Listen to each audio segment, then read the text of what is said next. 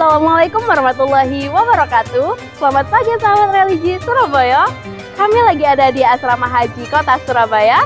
Di dalam sedang ada bimbingan manasik haji massal bersama jamaah haji Kota Surabaya tahun 1446 Hijriah atau 2025 Masehi. Mau tahu keseruannya kayak gimana? Yuk ikuti kami.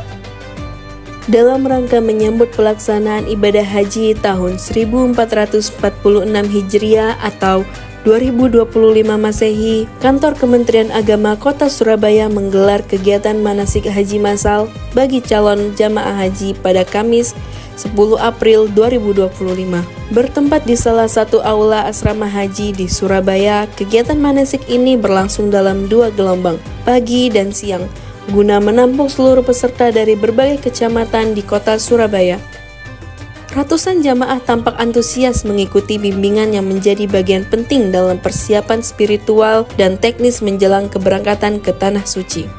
Kegiatan dibuka secara resmi dengan laporan dari Ketua Panitia Sururil Faizin yang juga menjabat sebagai Kepala Seksi Penyelenggaraan Haji dan Umroh Kementerian Agama Kota Surabaya.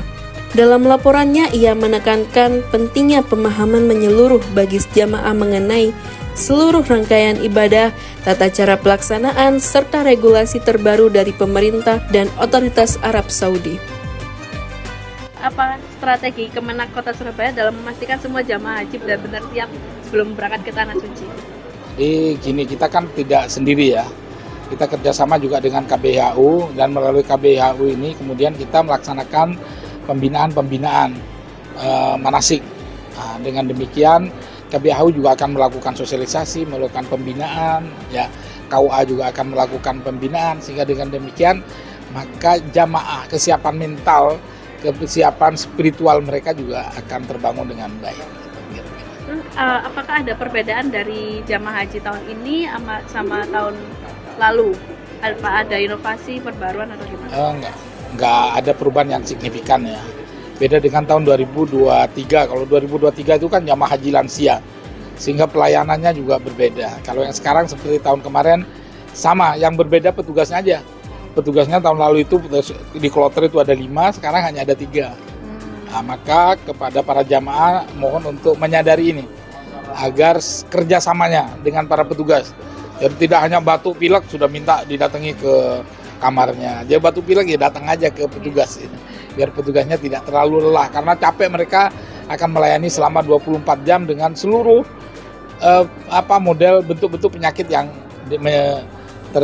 menimpa para jamaah itu. Satu lagi Bapak, apa harapan dan himbauan Bapak untuk jamaah haji tahun ini?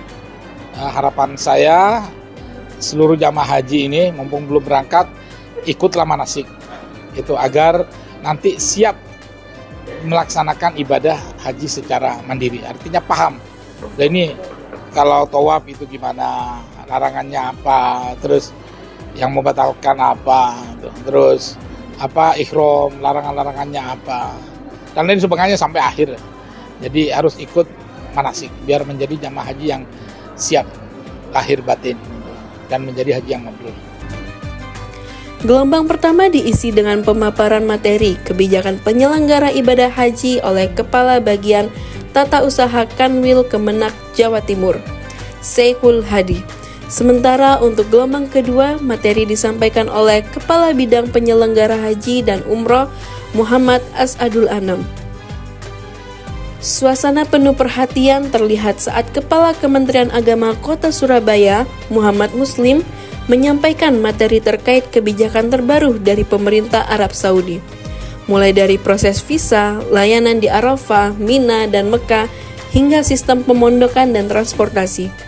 Untuk gelombang kedua, sesi ini dilanjutkan oleh Kasubag Tata Usaha Kementerian Agama Kota Surabaya, Muhammad Arifin. Ada berapa jamaah haji tahun ini? Ya, untuk jamaah haji tahun ini Kota Surabaya di tahun 2025 yang sudah melunasi sebanyak 2.400 orang jamaah sekitar itu. Jadi yang sudah melunasi dan ikut manasik hari ini itu 2.106 itu jamaah. Estimasinya kuotanya 2.900. Sampai tanggal berapa itu, Bu? Untuk pelunasan terakhir di tahap 2 ini sampai tanggal 17 April. Itu bagi cadangan, penggabungan sama yang gagal sistem di tahap 1. Terus untuk materi yang diberikan, materi apa aja untuk manasik yang diterima oleh jamaah itu sebanyak 8 kali. 2 di tingkat kota, 6 kali di tingkat kecamatan. Manasik di tingkat kota dilaksanakan pada tanggal 10 sama 11 April.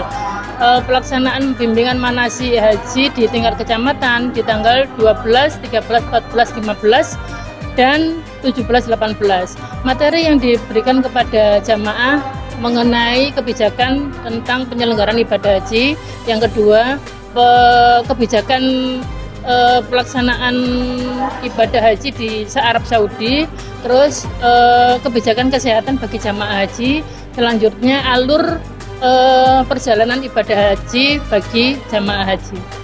Untuk harapan jenengan untuk jamaah haji tahun ini?